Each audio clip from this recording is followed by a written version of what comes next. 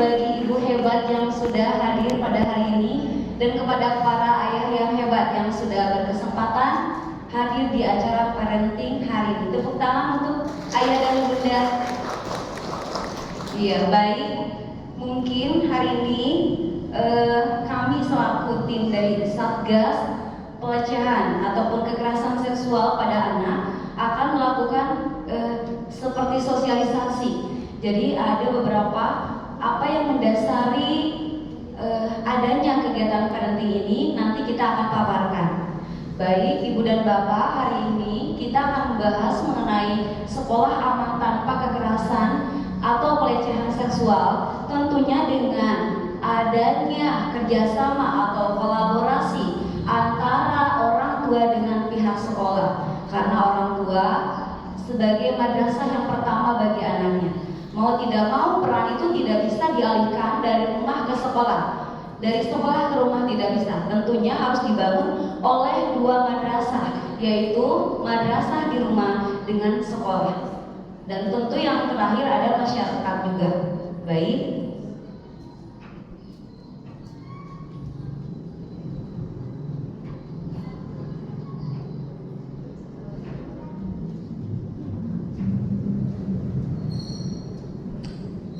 Boleh dibantu Linda. Baik ya, dilanjutkan. Sebenarnya kenapa sekolah perlu adanya sosialisasi mengenai pelecehan? Karena dari tahun ke tahun itu tingkat kekerasan khususnya seksualitas itu lebih besar. Ya, jadi dari tahun 2001 ke tahun terakhir 2024 tindakan kekerasan yang dilakukan terhadap anak itu tambah besar. Jadi kalau memikirkan hal seperti itu, keadaan kekerasan seksual terhadap yang menjadi korbannya anak sudah dalam keadaan darurat. Sudah dalam keadaan apa ya Bunda? Darurat. Kenapa? Karena banyak faktor pemicunya. Jadi sangat riskan sekali dengan adanya penambahan data dari KPAI berdasarkan kasus yang terakhir itu pada tahun 2024. Berdasarkan data dari KPAI tahun 2024, tingkat kekerasan itu dibagi menjadi dua. Yang pertama ada kekerasan fisik, yang kedua kekerasan seksual. Dan kekerasan seksual itu hanya tidak terjadi di tempat-tempat masyarakat saja, bisa terjadi di rumah. Rumah harusnya menjadi tempat yang aman, ini dijadikan tempat kekerasan seksual.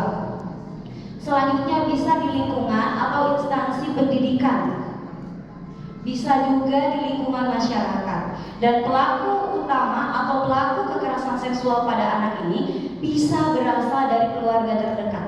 Bisa, mohon maaf, ada yang dilakukan oleh ayah pelakunya, ada oleh paman, ada dari kakak kandung sendiri dan adik kandung sendiri. Ibu dari mana itu datanya? Itu berdasarkan hasil riset.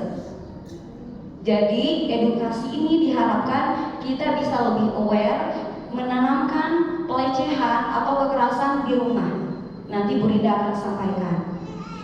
Jadi pelakunya bervariatif. Yang pertama dari keluarga, yang kedua bisa jadi dari guru atau tokoh masyarakat.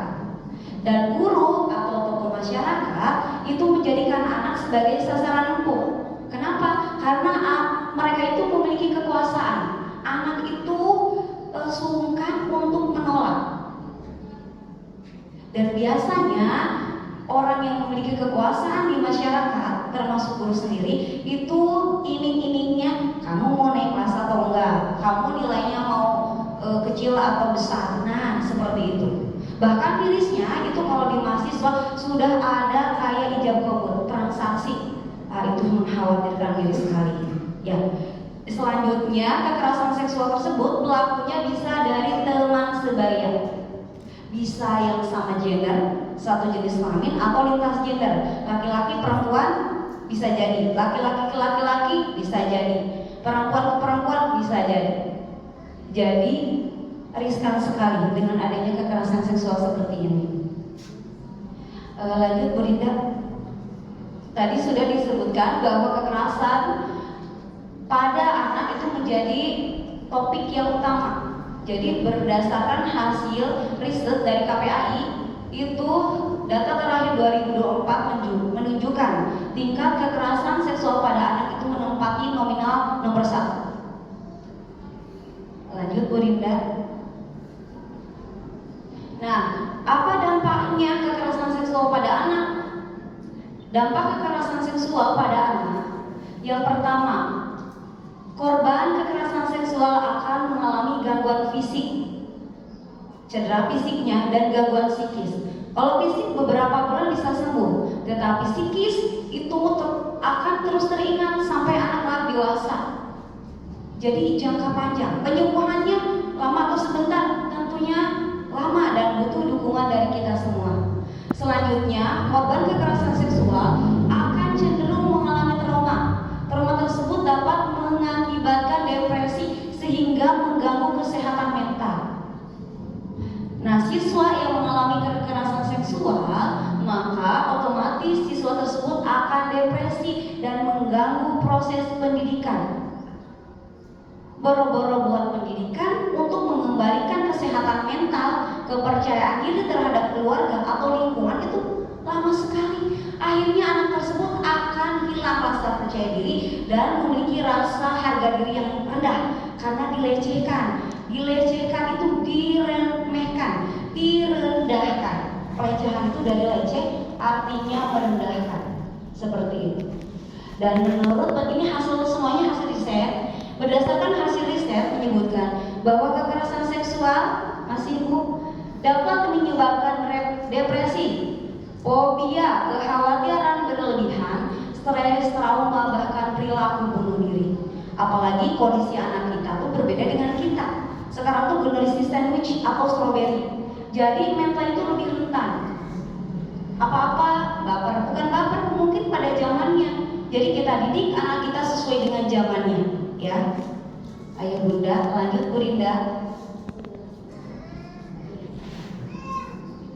Jadi tujuan adanya edukasi ini ataupun sharing adalah untuk meminimalisir terjadinya korban ataupun pelaku kekerasan seksual di lingkungan sekolah, di lingkungan rumah dan masyarakat seperti itu. Nah, berdasarkan kasus temuan di sekolah-sekolah, ini lebih tepatnya di sekolah dasar, itu ada beberapa temuan. Jadi hasil observasi kurang lebih beberapa bulan ke belakang. Yang pertama, anak cium-ciuman pipi, ini laki-laki. Jadi latar belakang kenapa terjadinya kekerasan seksual itu dipengaruhi oleh pornografi. Apa ayah Bunda? Pornografi. Ada yang tahu pornografi itu apa? Nggak tahu.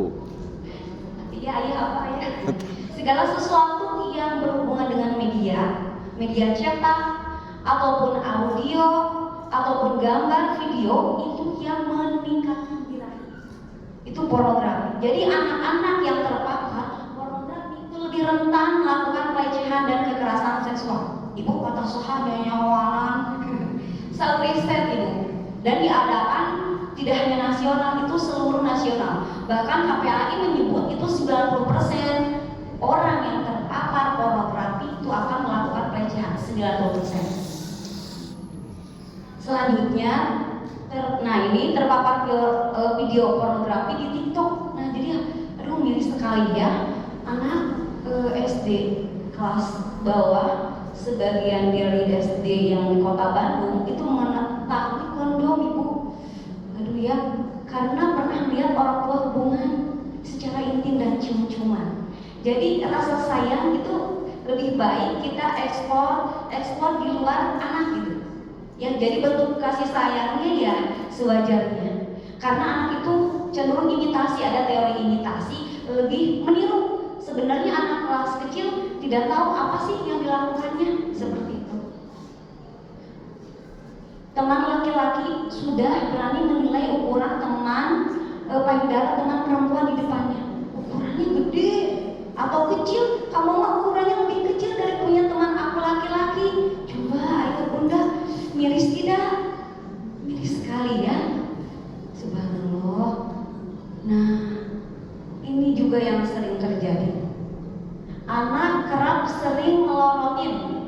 bencana, nah itu dianggap itu kan candaan. Nah, candaan yang tidak dibenarkan. Ibu, anak saya masih TK, tetap perlu kita edukasi biar anak tahu secara moral mana yang baik, mana yang tidak baik. Meraba tangan cewek, anak perempuan diraba-raba tuh sama anak laki-laki. Bahkan anak laki-laki ngajak bareng ke kamar mandi sama teman cowok, yuk anterin. Pas masuk, ada komentar, nah yang kamu mah gede, nah yang aku mah kecil, nah udah arah ke sana. Karena anak usia SD itu udah ada perbandingan. Itu wajar secara kognitif, tapi tetap usahakan anak kelas 1 SD sudah tuntas toilet trainingnya. Jadi usahakan dia belajar cebok sendiri. Pentingnya edukasi. Terus ada juga kejadian yang anak memegang alat kelamin temannya. Jadi kelamin itu sebagai candaan. Coba. Jadi anak tuh karena terpapar dari TikTok, dari video YouTube Short ya, seperti itu. Jadi dijadikan sebagai candaan. Nah, ini juga memeluk dan menempelkan alat kelamin dengan temannya. Coba, aduh miris sekali. Itu sudah melakukan pelecehan seksual secara fisik. Udah digesekan, udah didekatkan, menempelkan alat kelamin dengan temannya. Selanjutnya, menirukan gerakan senggama pada temannya. Jadi ada beberapa anak yang menirukan gerakan senggama pada temannya. Ada juga yang menirukan posisi dirinya di kursi, wajah temannya berada sejajar dan berhadapan dengan alat kelamin temannya. Jadi sangat miris. Ini kasus atau hasil temuan di sekolah dasar Kota Bandung. Jadi sudah dalam keadaan darurat.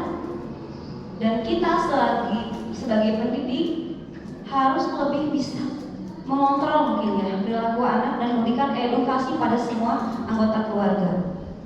Selanjutnya, anak melakukan starter. Ayah bunda tahu starter? Starter tahu bunda? Jadi saya tuh tahunya tuh awal-awal ya starter. Starter itu jadi mohon maaf, posisi laki-laki berhadapan. Itu jadi kakinya itu dibuka gini. Jadi satu temannya itu dorong kakinya ke kelamin laki-laki terus digoyang-goyang gitu. Coba. Saya miris sekali dengar kata starter. Yang tahu bukan motor ya Bapak ya. Itu anak laki-laki ya. Dan itu dijadikan candaan dan hampir tiap hari dilakukan. Ya Allah, kata saya tuh terus gimana kalau organ atau alat kelaminnya mengalami kelainan? Kan kelamin punya satu atau dua. Itu bisa diperbaiki atau tidak? Kalaupun bisa diperbaiki, itu berapa biaya harga operasinya harus dikeluarkan? Jadi harus kita edukasi. Mungkin yang anak kecil usia BK kelas 1-2 bisa sama ibu. Kalau sudah besar, hadirkan peran ayah. Jadi ibu-ibu di sini, bunda, nanti transfer knowledge, transfer pengetahuan ke anggota keluarga, diseminasi ibu. Ayah juga apabila tidak hadir ibunya, ayah harus melakukan diseminasi. Apa itu diseminasi? Jadi memberikan pengetahuan secara ulang kepada minimal di keluarga kita. Kalau kita ingin memutus rantai pelecehan kekerasan seksual, diawali dari keluarga. Kita kokohkan keluarga kita, baru kita kasih edukasi sekiranya lingkungan kita membutuhkan, silakan. Terus juga melakukan sunat-sunatan. Ibu, ayah, bunda tahu sunat-sunatan? Jadi di kelas itu anak menyediakan meja seperti ini, meja. Terus anak satu itu diboyong oleh beberapa temannya, diboyong, didudukan anak tersebut di atas apa ini? Meja tersebut, terus dipegang-pegang alat kelamin laki-lakinya sama temannya. Ceritanya itu sunat-sunatan. Jadi sungguh mengkhawatirkan karena anak SD tidak tahu, belum sampai berpikir bagaimana dampak ke depannya, dan kita perlu hadir di sana. Selanjutnya ada lagi itu diintip atau mengintip di kamar mandi, dan itu hal biasa dan dianggap tidak melakukan pelecehan. Bisa jadi itu karena kurangnya pengetahuan dari anak. Bu, aku pernah diintip sama kakak aku. Terus kata ibunya temannya, terus gimana? Ya, anak itu kecewa gitu. Jadi boleh nggak kira-kira kakak mengintip adiknya? Itu sama sekali tidak boleh. Ayah mengintip sama sekali tidak boleh. Ibu mengintip remaja laki-lakinya tidak boleh. Ya, jadi ajarkan anak privasi. Selanjutnya ada alat kelamin dipegang teman satu gender yang tadi sudah. Nah, ini juga ada dicium dan dipeluk-peluk oleh teman satu gender. Jadi kita ada batasan-batasan area mana yang harus dipeluk, yang boleh disentuh, dan area mana yang tidak bisa disentuh. Nah, ini ayah dan bunda, kasus di lapangan ini hanya pemaparan sedikit. Anak SMP di Surabaya oleh ayah, kakak, dan 2 pamannya. Ini berdasarkan data KPAI itu lebih banyak laporan secara media online. Itu lebih banyak sekali laporan dibandingkan dengan laporan langsung ke KPAI. Ini sedih. Jadi berdasarkan hasil riset, lebih dulu baru muncul seperti ini. Jadi oleh anggota keluarga, heboh pengakuan anak TK di Pekanbaru jadi korban pelecehan seksual temannya. Pihak sekolah cuek. Nah, hal ini kita antisipasi lebih cepat karena keadaannya sudah dalam keadaan darurat seperti itu. Anak TK sekarang sudah jadi sasaran empuk ya. Selanjutnya, kriminolog, 3 anak SD pemerkosa. Sekarang anak SD sudah jadi pemerkosa anak TK. Kalau nggak salah itu satunya itu punya otaknya, yang 2 memaksa 2 rekannya, 2 temannya untuk memperkosa anak TK yang usia 6 tahun. Coba bayangkan bagaimana nasib kedepannya, bagaimana menghadapi trauma dan kekecewaan ayah dan bunda. Terus juga ada oknum guru pelaku pelecehan siswa SD swasta di Jogja. Bisa jadi juga dari guru. Selanjutnya, sebanyak 15 murid SD di Yogyakarta diduga jadi korban kekerasan seksual. Ini sudah ada 15 baru terungkap. Viral, kakek lakukan pelecehan seksual terhadap anak SD di gang saja itu dilakukan pelecehan. Jadi tempat atau area yang berdasarkan hasil riset yang dilakukan pelecehan itu biasanya di ruang-ruang tertutup, di lorong-lorong, di kamar mandi. Itu sasaran empuk. Terus ada juga yang di kereta api ayah bunda. Itu dilakukan banyak sekali yang kita dengar, dan itu memang dibuktikan secara riset itu area tempat yang nyaman bagi pelaku pelecehan seksual. Di sekolah, di ruang UKS juga itu bisa dijadikan sasaran empuk juga. Nah, sekarang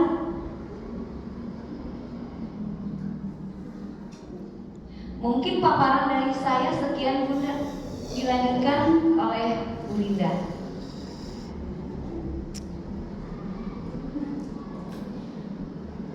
Jadi mungkin berdasarkan kasus hasil temuan di lapangan, kita lebih ada kolaborasi antara orang tua dengan guru, dan guru nanti orang tua sangat boleh berkonsultasi karena kita insya Allah menyediakan sarananya seperti itu.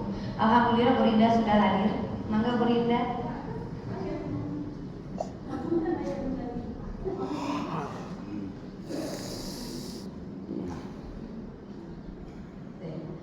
Ya, terima kasih.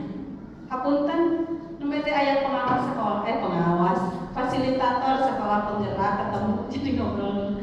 Ya, hatur nuhun atas waktunya. Innalhamdulillah nahmaduhu wa nasta'inuhu wa nastaghfiruhu wa na'udzu billahi min syururi anfusina wa min sayyiati a'malina may yahdihillahu fala mudilla lahu wa may yudlil fala hadiya lahu. Asyhadu an la ilaha illallah wahdahu la syarika lahu wa asyhadu anna Muhammadan abduhu wa rasuluh. Amma ba'du. Hatur nuhun kepada seluruh hadirin yang sudah menyempatkan waktunya hari ini untuk hadir pada kegiatan hari ini. Tidak bisa saya sebutkan satu-satu ya.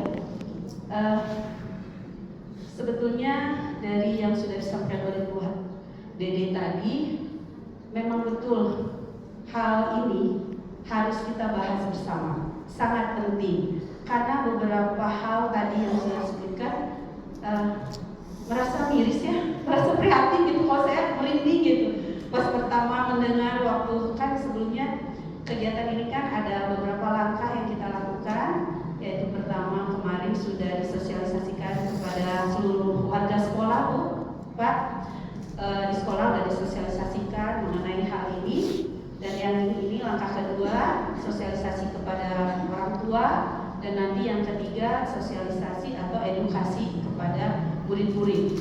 Nah, saya terus terang prihatin dan merinding dan menyimak kasus-kasus yang ditemukan gitu ya, yang sudah dipaparkan oleh Bu Dede tadi. Nah, untuk menyamakan persepsi atau menyamakan pandangan, apa sih yang dimaksud dengan kekerasan seksual itu? Karena tadi yang sudah dicontohkan atau bukan sampaikan Bu Dede, ada hal-hal yang sepertinya cuma candaan gitu ya. Nah, cuma candaan. Nah, sekarang saya akan menyampaikan beberapa definisi menurut ini ya, menurut Kemendikbud ya. Jadi Kemendikbud menyebutkan bahwa yang disebut kekerasan seksual adalah setiap perbuatan merendahkan, menghina, melecehkan, dan atau menyerang tubuh dan atau fungsi reproduksi seseorang. Karena ketimpangan relasi kuasa dan atau gender, atau yang berakibat atau dapat menyebabkan penderitaan psikis dan atau fisik, termasuk yang mengganggu kesehatan reproduksi seseorang dan hilang kesempatan melaksanakan pendidikan dengan aman dan optimal. Nah, dari definisi ini bisa disimpulkan oleh bunda-bunda dan ayah apa yang disebutkan oleh Bu Dede tadi, contoh-contoh kasus. Nah, contoh-contoh kasus tadi mana yang sekiranya sudah masuk kepada definisi ini? Ya. Tadi menghina, melecehkan, gitu kan, menyerang tubuh. Nah, itu apa yang dimaksud dengan kekerasan seksual. Nah, kemudian apa bentuk-bentuk kekerasan seksual menurut Kemendikbud juga? Nah, berdasarkan jenisnya, kekerasan seksual dapat digolongkan menjadi kekerasan seksual yang dilakukan secara verbal. Nah, verbal ini semua mungkin sudah paham. Verbal itu bisa melalui ucapan, rayuan, siulan. Nah, ini sering kita temukan walaupun di tingkat anak SD gitu ya. Kadang-kadang anak laki-laki ke perempuan atau warga sekolah seperti petugas kebersihan atau yang lain-lainnya gitu ya, menggoda anak. Kalau di SMA sih tentu banyak ya yang ditemukan. Contohnya melalui verbal. Meni baheno kadang-kadang gitu. Nah, itu verbal. Itu udah termasuk kepada pelecehan seksual secara verbal. Maaf ya, saya sebutkan contohnya langsung ya Bunda ya, supaya jelas. Atau witwiu gitu ya, melihat itu. Nah, karena mengapa ini verbal ini termasuk salah satu dari kekerasan seksual? Karena kita kembali kepada definisi tadi. Ternyata setelah kami melakukan komunikasi ya, survei kepada murid-murid, itu anak perempuan kalau sudah besar dia merasa terganggu, tidak nyaman disebut seperti itu. Hey gitu, with you, nah gitu. Kalau dia merasa tidak nyaman berarti sudah termasuk kekerasan seksual melalui verbal. Nah, kemudian non fisik. Nah, non fisik ini juga salah satunya contohnya seperti menjulurkan lidah gitu ya, gitu kan macam sekarang banyak ya contohnya gitu ya, atau mengkedip-kedipkan mata. Nah, itu terus terang anak ya, terutama perempuan pasti merasa tidak nyaman, pasti merasa besoknya misal ya terjadi di lingkungan sekolah, misalnya bisa terjadi karena oleh pedagang atau oleh warga sekolah anaknya setiap mau ke sekolah, asa hoream, nanti teh ketemu bapak itu atau ketemu anak ini, nah gitu. Karena digoda-goda, nah itu bisa berupa non fisik.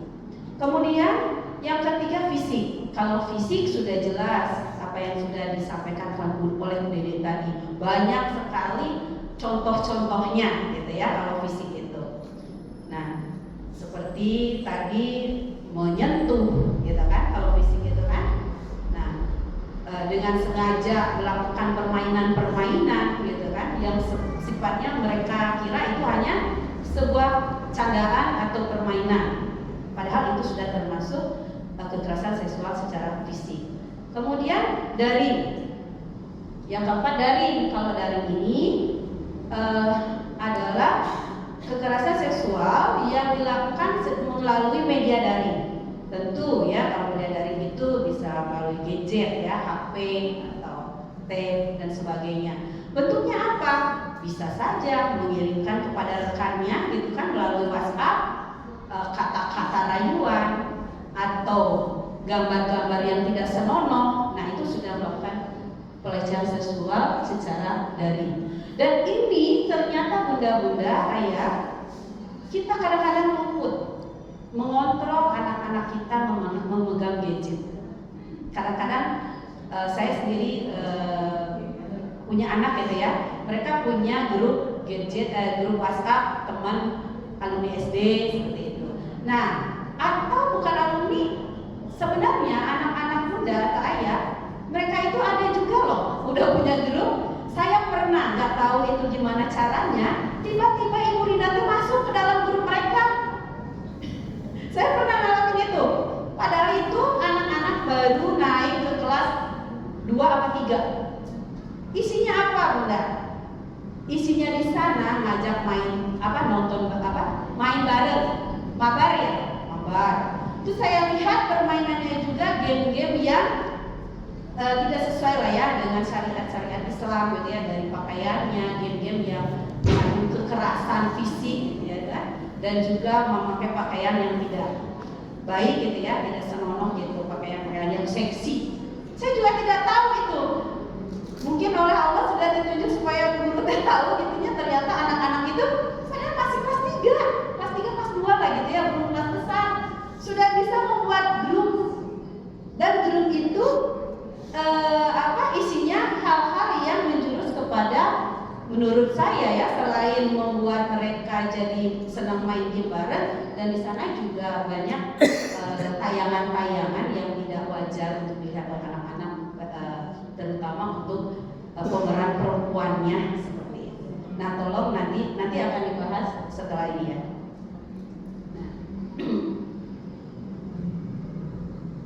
Nah, ini apa bentuk kekerasan seksual yang sering ditemukan di sekolah?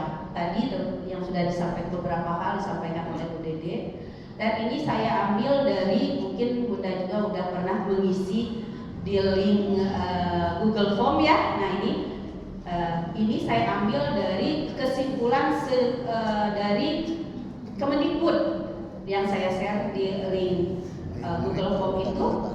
Dan ini ditemukan di se-Indonesia mungkin ya, karena udah disimpulkan.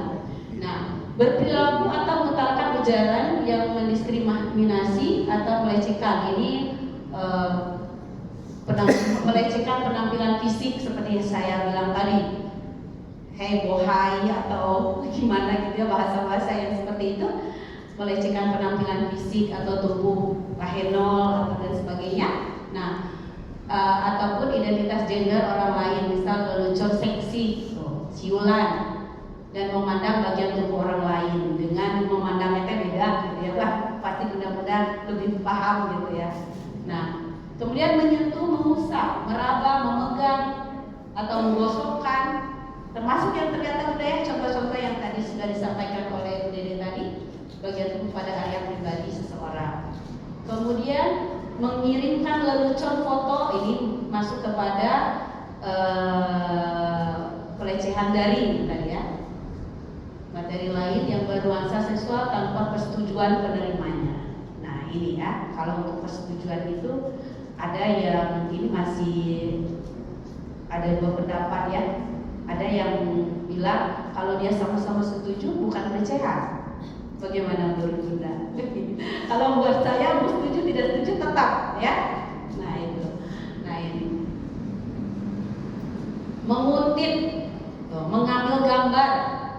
Nah ini mah sudah jelas ya Bunda ya, yang sering kita temui di televisi ya, di media-media sosial, berita-berita yang termasuk pelecehan seksual, mengutip, mengambil dan menghilangkan informasi. Kemudian memberi hukuman atau perintah. Ini biasanya terjadi di kelas besar atau di sekolah-sekolah yang sudah tinggi seperti SMP, SMA, mahasiswa ya, mahasiswi, memberi hukuman yang bersifat ada pelecehannya di sana seperti itu. Nah, ini fisik ya termasuknya. Nah banyak yang Bunda ya mengintip orang yang sedang berpakaian, membuka pakaian seseorang tanpa izin orang tersebut. Nah ini menurut Kemendikbud. Berarti salah satunya termasuk seperti yang disebutkan oleh Bunda tadi, merosotin gitu ya, merosotin celana, mengintip di kamar mandi. Nah tadi membujuk atau menjanjikan atau menawarkan sesuatu seperti tadi yang disebutkan oleh Bunda juga. Kalau di sekolah-sekolah SMA sudah ada jual beli gitu ya, jual beli seks gitu anak-anak SMA itu ada Bunda. Saya mengalami sendiri cerita dari anak saya waktu SMA. Dia punya teman bekerja seperti ini. Merinding ya Bunda ya? Saya gitu merinding gitu. Malah anak saya dulu dia cerita temannya itu karena dia di SMA, di SMP-nya satu sekolah, di SMA-nya satu sekolah, dari SMP dia udah mulai belajar gitu. Karena faktor ekonomi. Miris ya? Kemudian memaksa orang untuk melakukan aktivitas seksual atau melakukan percobaan pemerkosaan. Nah itu seperti itu ya, melakukan perbuatan lain yang merendahkan. Ini sesuai dengan yang saya baca tadi yang mendefinisi apa itu pelecehan seksual. Nah kalau untuk gender atau ketimpangan relasi kuasa itu Bunda maksudnya seperti kepala sekolah kepada murid gitu, seperti itu, kekuasaan. Dan atau ini bisa jadi, kan kita selama tadi bicara tentang antara anak ya, bisa jadi antara guru dan guru, atau kepala sekolah dengan guru, bisa jadi. Makanya ini ada namanya ketimpangan relasi kuasa. Nah itu, seperti itu. Nah nauzubillah ya, semoga di sekolah kita tidak sampai sejauh itu. Tapi kalau yang disebutkan oleh Bu Dede tadi, merosotin, hari sunatan gitunya, itu mah ada Bunda di kita. Nah makanya perlunya nanti langkah ketiga kita perlu mengadakan edukasi tadi. Jadi saya juga mohon izin kepada ayah Bunda untuk kami memberikan edukasi kepada anak, karena penting sekali edukasi ini. Bukan berarti kita ingin mengenalkan kepada anak lebih jauh tentang organ mereka gitu, bukan. Tapi lebih ke mereka harus sadar bahwa itu nanti kalau dibiarkan lama-kelamaan takutnya nanti merasa biasa saja. Kalau sudah biasa saja, aduh itu mah parah ya. Merasa biasa saja, merasa itu tidak ada efek kepada psikis, tidak ada efek kepada fisik. Nah itu bahaya nanti. Itu ya Bunda ya. Jadi perlu. Makanya nanti kita akan membentuk tim edukasinya juga, nanti ada tim satgasnya juga yang sudah disebut Pak Jajan tadi, ada juga tim edukasi. Nah tim edukasinya juga nanti akan dibagi dua, putra dan putri. Jadi putra nanti yang mengedukasinya bapak guru, putri oleh ibu guru. Dan nanti dibagi kelas juga Bunda, karena pendidikan seks itu harus sesuai usia. Nah nanti akan saya jelaskan selanjutnya.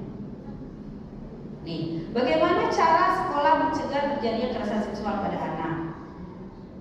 Ini ya Bunda ya, kalau saya karena saya di kelas 1, itu pelajaran pertama yang saya berikan di kelas 1 itu. Pertama kan kita kelas 1 itu kan saling berkenalan ya, mengenalkan diri, identitas diri, nama, usia, nama ayah, ibu gitu kan. Nah itu pasti langsung saya mengenalkan tentang, karena identitas diri, langsung saya itu berikan kepada anak gambar merah, bagian yang mana yang merah tidak boleh dipegang oleh siapapun selain diri kamu sendiri. Nah itu biasanya langsung saya sosialisasikan dengan cara saya sendiri gitu ya, dengan gambar yang sederhana. Itu boleh ditanyakan kepada anak-anak ayah Bunda yang di kelas 1, murid juga sama. Itu kami langsung berikan. Jadi waktu dia baru kelas 1 sudah kami beritahukan, ini area depan yang tidak boleh dipegang. Ini area belakang. Walaupun anak-anak kadang-kadang mengapa kami merasa itu perlu disampaikan sejak dini? Karena itu yang paling pertama yang harus mereka tahu. Nah, walaupun tadinya waktu mereka belum tahu gitu ya area-area yang itu, mereka teh biasa gitu. Walaupun nanti kepayungan teh tersengaja terus laporan bunda. Ibu ini megang bagian ini aku sengaja tidak. Tapi biarkan saja, nggak apa-apa. Bagus mereka harus banyak bicara. Karena memancing anak bicara hal-hal yang di luar dugaan kita itu sulit biasanya. Makanya biasakan mereka melapor. Karena menjadi kendala kadang-kadang penanganan di sekolah maupun di rumah, anaknya tidak laporan. Itu tidak laporan itu bahaya karena bunda nggak tahu, guru pun tidak tahu. Kalau tahu kan kita nanti bisa memberikan penjelasan kepada mereka. Oh ini mah wajar, ini mah tidak wajar, ini mah sengaja, ini mah tidak sengaja. Itu ya bunda ya. Nah itu. Nah apa? Bagaimana sekolah? Kalau sekolah pasti pertama menciptakan lingkungan yang aman.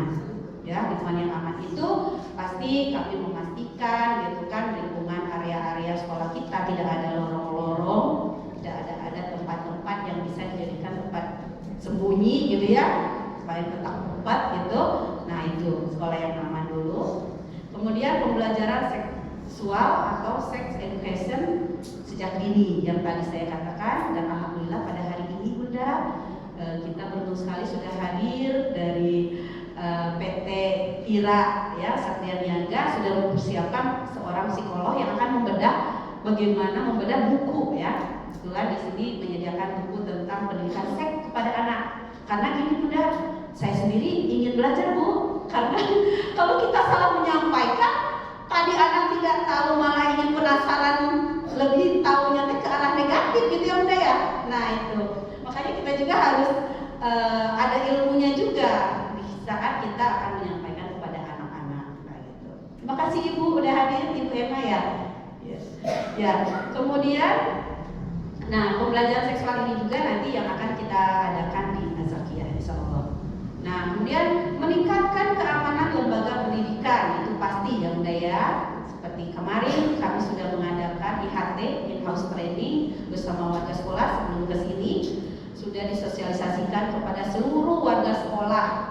Dari itu petugas kebersihan, satpam, gitu. Malah saya ke Pak Satpam Pak Jamal titip anak-anak karena Pak Satpam ada di gerbang depan ya, di paling depan. Jadi pasti akan banyak bertemu orang pedagang, ya bunda ya, atau tukang ojek, gitu kan, dan orang-orang tamu dan sebagainya. Nah, saya titip dengan Pak Jamal. Dan ini materi ini sudah disampaikan kepada warga sekolah Azakiyah. Insyaallah semua warga sekolah Azakiyah sudah mendapatkan sedikit pengetahuan apa itu pelecehan seksual, mana yang boleh dilakukan, mana yang tidak boleh dilakukan. Insyaallah. Ya. Kemudian seleksi guru yang ketat pasti ya di Azakiyah itu guru-gurunya penelitian baik itu melalui yayasan maupun kepala sekolah ya. Jadi kita harus tahu sekali ya latar belakang terutama kalau gurunya laki-laki gitu ya. Alhamdulillah di Azakiyah semua gurunya dikenal ya oleh sekolah, oleh kepala sekolah dan keluaran pesantren insyaallah ya bunda. Insyaallah bisa memegang amanah gitu ya untuk di Azakiyah. Kemudian sanksi berat terhadap pelaku pelecehan seksual. Nah itu pasti ya bunda ya. Sanksinya akan ditentukan oleh sekolah masing-masing sesuai dengan peraturan dan undang-undang yang berlaku. Nah, seperti itu. Kemudian bagaimana cara mengenalkan pendidikan seks sejak usia dini kepada anak. Nah ini nanti bagian Bu Emma ini ya. Tapi saya mengupas secara garis besarnya saja. Nah mengapa hari ini diadakan kegiatan ini? Yang paling penting ini bunda, karena kan kami minta kerjasamanya antara orang tua dengan sekolah. Karena kita menitipkan anak ke sekolah tidak semata-mata aku maha sekolah mohon maaf itu tidak bisa ya bunda ya. Karena yang terjadi di sekolah kadang-kadang seperti yang sudah disebutkan oleh Dede tadi beberapa hal ternyata dapatnya dari rumah. Dapatnya di rumah dipraktekkan dengan temannya di sekolah. Nah itu. Nah, apa saja bagaimana cara mengenalkan seks jadi? Pertama yang kita harus kenalkan yaitu yang harus kita perhatikan adalah tingkat usia anak. Jadi perhatikan dulu anak kita ini usianya berapa. Nanti lebih rinci ada bukunya dan Bu Emma yang akan menyampaikan ya. Lihat usianya. Kita tidak bisa menyamakan anak kita yang SMA dengan anak kita SD. SD pun harus dibagi pun. Ada kelas kecil 1, 2, 3, ada 4, 5, 6 karena beda. Pengetahuannya beda nanti. Nah, kemudian yang berikutnya gunakan nama yang benar untuk setiap bagian tubuh. Jadi kita jangan merasa tabu. Nah inilah yang kadang-kadang kita kecolongan. Selama ini kita sebagai karena mungkin agamis di rumahnya, jadi memberitahu kepada anak ya bagian itu merasa tabu kepada anak. Nah ini yang membuat kadang-kadang kecolongan, Bunda. Anak tidak tahu, tidak mendapat pengetahuan seksnya dari orang tua, malah dapatnya dari gadget, dapatnya dari teman-teman, dari kakaknya. Nah itu bahaya, malah itu bahaya. Nah maka kenapa kita gunakan nama bagian organ tubuh, sebutkan ini bagian ini kamu tidak boleh disentuh. Kalau ini rusak seperti kata Bu Dede tadi, akibatnya ini. Ini bagian misalnya laki-laki ini tidak boleh digini, nanti akibat begini. Tidak usah sungkan sebutkan efek dan proses yang dilakukan untuk organ tersebut. Nah itu jangan merasa tabu. Daripada anak dapatnya di luar yang mereka tidak tidak ada penyaringan gitu ya, dari malah nanti membuat dia penasaran, benar nggak ya seperti itu? Apa ya sejauh ini? Ya itu. Makanya harus gunakan nama yang benar untuk setiap bagian tubuh. Kemudian libatkan peran orang tua dalam menanamkan akidah sejak dini. Ini pasti ya Bunda ya, akidah itu kan kita harus mengingatkan kepada anak dimanapun kita berada, walaupun ibu tidak melihat, guru tidak melihat, siapa yang melihat kita? Allah. Pasti ya. Jadi kita tanamkan dimanapun kamu sembunyi, berduaan, sembunyi ya, jauh, berada jauh dari Bunda. Siapa yang pasti melihat kamu? Allah. Itu tanamkan akidah sejak dini. Nah, kemudian orang tua perlu memulai percakapan. Nah ini juga setelah kami observasi, setelah kami melakukan wawancara gitu ya, beberapa anak, kadang-kadang mereka tuh tidak ada laporan Bunda, tapi setelah dipancing keluar semua. Nah ini Bunda jangan merasa anak saya pasti sudah tahu lah tentang menjaga dirinya di sekolah. Mulailah percakapan. Apa kabar nak hari ini? Apakah kamu baik-baik saja? Karena kadang-kadang orang yang korban terutama ya, tidak mau memberitahu ke bundanya. Kadang-kadang dia merasa nggak tahu itu rasa takut, tidak itu mungkin merasa malu. Itulah Bunda, anak-anak itu dia malu loh bilang ke saya aja, ke guru tuh kadang-kadang, ibu nyebut dulu, aku mau ngasih tahu tadi sini tuh megang ini aku, nyebut dia tuh. Kenapa? Merasa malu, mungkin menyebutkan organ-organ yang mungkin menurut mereka itu tidak senonoh untuk disebutkan, nah gitu. Makanya perlu Bunda, kita sebagai orang tua tanyakan kepada anak kita. Jangan sungkan gitu kalau kamu menemukan hal-hal yang sifatnya sudah menjurus kepada pelecehan seksual. Nah, seperti itu. Nah, kemudian berikutnya, ajarkan anak rasa malu. Ya, rasa malu kalau berbuat dosa, rasa malu kalau berbuat yang tidak baik gitu kan. Atau bertingkah laku centil gitu kan.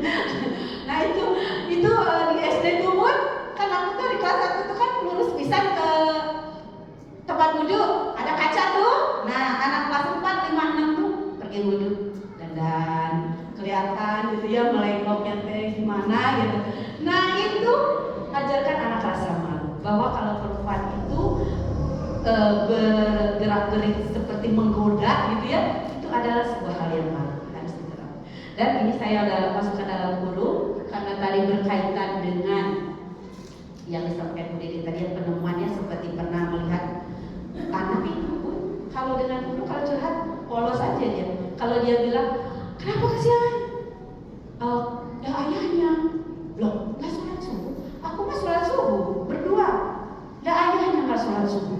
Astagfirullahaladzim, polos loh anak-anak. Ayahnya bangunnya siang dulu. Begitupun kayak tadi yang disampaikan Bu Dede. Kalau dia melihat ayah ibu ciuman di depan mereka, karena mereka belum dibekali pendidikan seks tadi, kan akhirnya merasa biasa, ayah aku juga pelukan sama ibu aku. Nah, padahal dia tidak tahu koridornya dengan siapa boleh seperti itu. Nah, makanya mohon maaf, apalagi kalau bunda ayah punya anak masih di bawah kelas 3 gitu ya, karena kan mereka masih polos, apa yang mereka lihat itu yang dia tiru gitu. Nah, makanya di sini saya masukkan pun disertai dengan tidak berperilaku atau bermesraan dengan pasangan di depan anak-anak. Itu mohon ya, mau dicatat itu ya. Ya, kemudian berikutnya kenalkan kepada anak syariat Islam atau dalil yang berkaitan dengan menjaga aurat. Kita tahu bahwa di Al-Quran sudah disebutkan ya tentang bagaimana cara menjaga aurat mereka, menutup dada mereka bagi perempuan gitu ya. Aurat laki-laki, aurat perempuan ini saya sertakan disertai dengan kontrol gadget. Kontrol gadget. Karena terutama anak SD ya, karena polosnya itu apa yang dia dengar, apa dia dengar langsung diserap anak-anak itu. Makanya kita harus hati-hati sekali. Nah itu saja mungkin dari saya yang saya sampaikan hari ini, mudah-mudahan sedikit memberikan manfaat ya ke depannya. Saya akhiri, aku lu qouli hadza wa astaghfirullah li wa lakum. Assalamualaikum warahmatullahi wabarakatuh. Terima kasih atas penyampaiannya Ibu Linda. Ibu-ibu, nanti akan ada sesi tanya jawab setelah pemaparan materi semua berakhir ya. Selanjutnya pemaparan materi ketiga tentang penanganan terjadinya kekerasan seksual pada anak oleh Ibu Rini Sri Agustina SPD. Kepada Ibu Rini kami persilakan.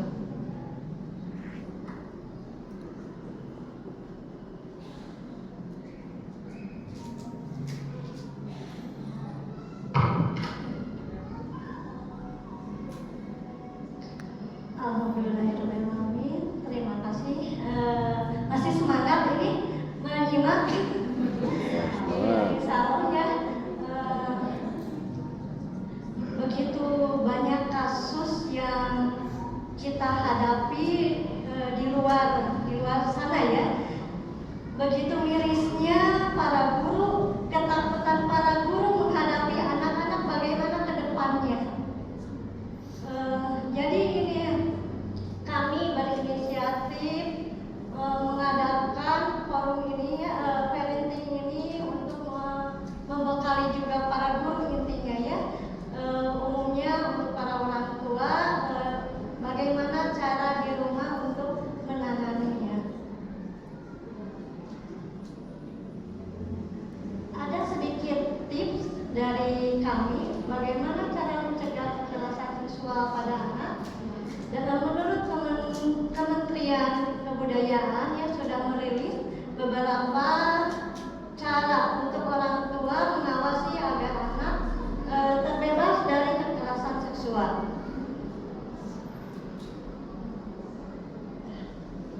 Satu, ada anak-anak sebaiknya dekat dengan seluruh anggota keluarga. Dengan begitu dekatnya kita dengan anak-anak, kita akan memenuhi kasih sayang kepada anak-anak. Jadi anak-anak tidak memanfaatkan atau tidak mencari kasih sayang di luar. Ya, kalau sudah terpenuhi, insya Allah tidak anak-anak akan selalu terbuka. Ya, jadi terbukanya tidak sama teman. Jadi sama orang tua pun akan selalu terbuka. Nah ini berkomunikasi dengan ayah ibu terkait kejadian-kejadian di sekitar anak serta yang ada di dunia maya. Kenapa ini kita harus terlibat juga ya? Apalagi kalau sudah di dunia maya kita tidak tahu ya Bu, apa yang ditonton anak. Karena kita tidak bisa mengontrol gadget anak. Tetapi ada satu tips yang memang anak itu bisa terkontrol oleh kita. Apa saja tontonan yang bisa dilihat anak, kita pun bisa melihatnya. Yaitu caranya satu, gunakan akun belajar ID di HP anak. Karena akun belajar ID itu tidak bisa membuka situs-situs yang porno, karena sudah diatur sesuai dengan usianya. Setiap siswa Ajakia sudah memiliki akun belajar ID. Jadi gunakan di HP anak-anak akun belajar ID. Itu sudah diberikan oleh guru TK. Yang kedua, orang tua di HP orang tua menyimpan akun anak, di set akun anaknya. Karena kita sewaktu-waktu bisa melihat, oh iya anak saya kemarin menonton apa saja, bisa dibuka menggunakan akun anak tersebut. Walaupun itu privasi anak, tetapi untuk keamanan ya Bu. Apalagi anak-anak kecil itu kan belum tahu apa-apa ya. Kalau orang dewasa mungkin diberikan ilmu lagi ya, edukasi lagi. Kalau anak-anak kadang-kadang udah gak ada mama nih, malam-malam mama udah bobo, buka HP, lihat tontonannya. Karena tontonan itu ya Bu, apalagi kalau yang short gitu ya, itu kan random ya, nggak bisa pilih-pilih, kita lihat-lihat, ada yang gambar-gambar yang tidak seronok kayak gitu ya. Kadang-kadang suka bercerita di kelas, Bu, ini kita ada tontonan gini. Aduh, ini anak ya sudah tahu kesini ya, gurunya meluruskan. Itu bukan kejadian bukan dari kelas bawah aja, itu semua kelas ya. Yang suka berterus terang, anak-anak suka begitu Bu pada gurunya. Yang dikhawatirkan itu yang tidak bisa ngobrol ya, diam aja. Padahal anak tontonannya sudah banyak ya yang membahayakannya. Nah itu ada 2 tips dari kami untuk yang poin 2. Selanjutnya yang poin 3, orang tua sebaiknya tidak reaktif atau menghakimi anak ketika menemukan hal-hal yang tidak terduga. Jadi langsung jawab, kamu kenapa harus begini? Nah, dia tidak langsung dijudge. Anak itu dimarahin ya. Kenapa tontonannya kan sudah dikasih tahu sama Bunda, sudah dikasih tahu sama Umi. Ini nggak boleh. Kan kita tidak tahu kalau anak nonton short itu kan kelihatan ya. Makanya kita gali dulu anak. Nah, tadi apa yang ditonton? Itu apa manfaatnya? Apakah berguna tidak untuk kalian? Jika tidak berguna, sebaiknya tidak usahlah dilewatnya. Lebih baik tontonan untuk anak-anak aja. Jangan merasa kalian itu merasa minder, gitu ya. Karena teman-teman udah tahu inilah, udah tahu TikTok apa gitu ya. TikTok juga kalau memang tidak berguna jangan diberikan gitu ya. Jadi berpilah-pilih ya, berpilah-pilah.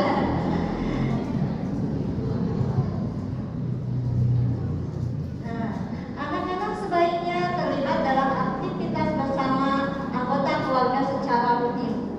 Nah, kadangnya kesibukan orang tua itu memang tidak bisa dipungkiri. Dari hari Senin sampai hari Minggu kadang padat. Sabtu Minggu ada kegiatan lain lagi. Diusahakan seminggu sekali ada kegiatan rutin. Contohnya ya ini misalnya,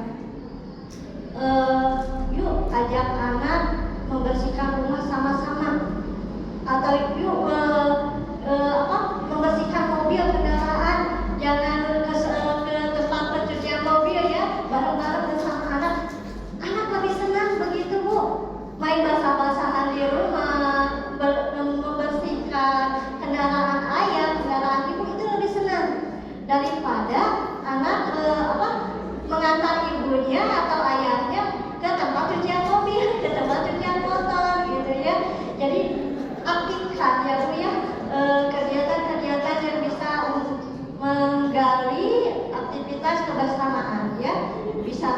bersama, ya.